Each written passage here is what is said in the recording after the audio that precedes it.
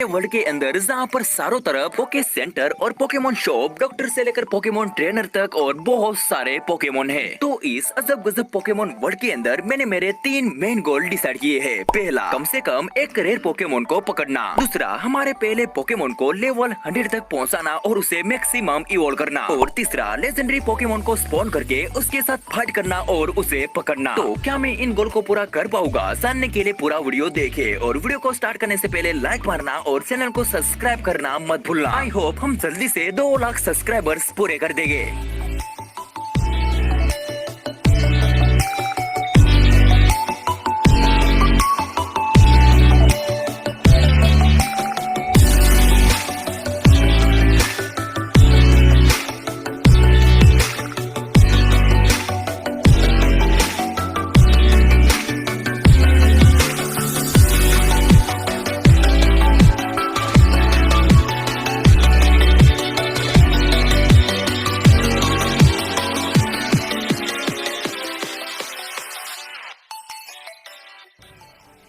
तो adventure start होते ही मुझे मौका मिला अपने पहले पोकेमोन को चुनने का। तो पोकेमोन की पहली जनरेशन का फैन होने के नाते मैंने चुना चारमेंडर को, क्योंकि बाकी जनरेशन के पोकेमोन के अटैक को तो छोड़ो, मुझे उनका नाम भी नहीं आता, तो मैं उनको लेकर क्या ही करूँगा। एनीवे, तो पोकेमोन को चुन के मेरा एक और नया सफर शुरू होता है। और अब तो कहना ही पड़ेगा कि माइनक्राफ्ट वाले मेरा स्पॉन पॉइंट सबसे बेकार सुनते हैं। लिटरली इन्होंने मुझे पानी के बीचों बीच एक ब्लॉक के ऊपर स्पॉन किया है। जो भी हो, तो सफर की शुरुआत में मुझे एक ही बात पता थी कि मेरी लेफ्ट साइड पे हमारे पकड़े हुए पोकेमोन है और मैं इनको आर दबा के स्पॉन कर सकता हूँ। उड़ी बाबा, हमारा चारमेंडर कितना प्यारा है। ठीक है चारमेंडर, मैं तुम्हें चुनता हूँ, सामने के सोए को मार डालो। गाइस, लगता है चारमेंडर अभी भूखा है, इसलिए वो थोड़ा भाव खा रहा है। थोड़ी देर के बाद वो मेरी बातें मानने लगेगा। एनीवे, तो ये है मेरे पोकेमोन वर्ल्ड का आधार कार्ड, यानी कि पोके आईडी। और इसके अंदर मेरे बारे में, मेरे पोकेमोन्स के बारे में रंग रूप से लेकर जन्म कुंडली तक सब कुछ दिखाया जाता है। आगे मेरे पास एक और मशीन है, लेकिन मैं इसका नाम भूल गया हूँ, तो कमेंट के अंदर इस मशीन का नाम और अपने फेवरेट पोकेमोन का नाम लिखना मत भूलना। तो बेसिकली ये मशीन मेरे आज तक के सारे देखे हुए पोकेमोन्स के बारे में इंफॉर्मेशन देने का काम प्रोवाइड करता है। तो सारी आइटम को चेक करके मैंने हमारे सारे जार के मूव्स को देखा, क्योंकि वो कहते हैं ना कि मुंह देता है दर्द से राहत। आई मीन, मुंह को पढ़ के हम बैटल को और भी आसानी से जीत सकते हैं। तो सारे मुंह को जान के मैंने फाइनली अपने चारमेंडर की पहली फाइट सेट की रट्टाटा के साथ। रट्टाटा ने अपनी पहली चाल चली और यूज किया क्विक अटैक। डिफेंस करते हुए मैंने यूज किया स्मैश और मैंने उसकी आधी हेल्थ कम कर दी। फिर मैंने यूज किया स्क्रैच, जिसने रट्टाटा की सारी हेल्थ उड़ा दी। और इसी के साथ मैंने और चारमेंडर ने हमारी पहली फाइट बड़ी ही बहादुरी से अपने नाम कर ली।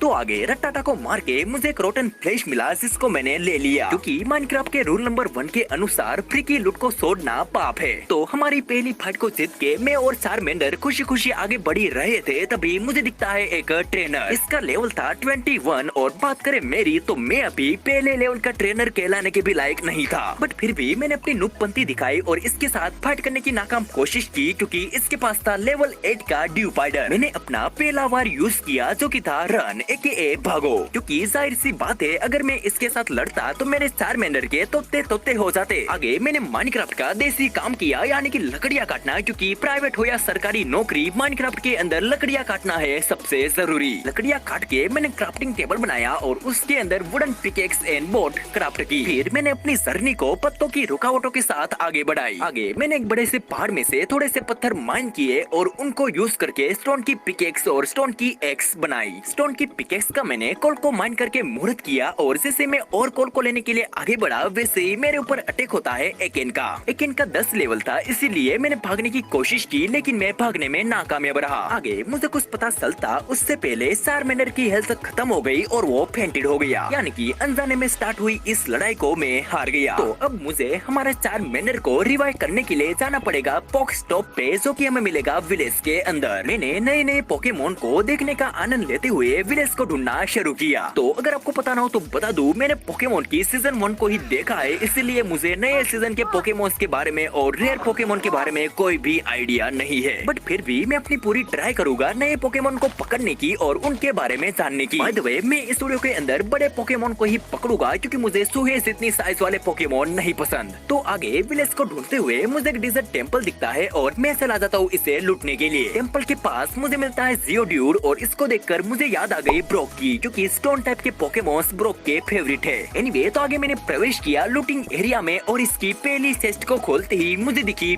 बढ़िया वाली लूट। इसके अंदर थी फ्लेम प्लेट और इसके बारे में मुझे कोई भी आइडिया नहीं था क्योंकि मैं इस मोड को पहली बार खेल रहा था। उसके बाद इसमें अस्थियां बहाने का खड़ा था जो कि राजा महाराजाओं की अस्थियां बहाने में काम आया होगा। और सबसे आखिर में इसके अंदर थे नारंगी रंग के डुप्लीकेट हीरे। आगे मैंने दूसरी चेस्ट को चेक किया तो इसके अंदर थी एक अवशेष प्रतिमा यानी कि relic statue. To be honest, मुझे बिल्कुल भी नहीं लगा था कि ये मेरी आगे जाके बहुत ही काम में आएगी। एनीवे, तो आगे मैंने और भी लूट को लूटा तो आगे मुझे एक और एंशिएंट लूट यानी कि रेलिक बैंड मिली। तो सारी लूट को समेट के मैंने वापस से अपने काम यानी कि विलेज को ढूंढना कंटिन्यू किया। तो मैं जैसे ही थोड़ा आगे बढ़ा वैसे ही मुझे सुहे जैसे पोकेमोन दिखना शुरू हो गए और इनको देखते ही मुझे मेरे पेट में दौड़ने वाले सुहों की याद आ गई। चारमेंडर की चिंता ही चिंता में रियलाइज ही नहीं हुआ कि मुझे जोरों की भूख लगी है। लकीली मेरे पास में एक रूइन पोर्टल था, लेकिन अनलकीली पोर्टल की पूरी लूट बकवास थी। तो मैंने अपने आगे के सफर को बोट के अंदर ही ट्रैवल करने का डिसाइड किया क्योंकि इससे मैं जल्दी से और ज्यादा ट्रैवल कर सकता हूँ। तो लगभग 3 दिन के बाद मुझे फाइनली एक विलेज मिला और इसके अंदर जाते ही मैंने अपना पहला काम किया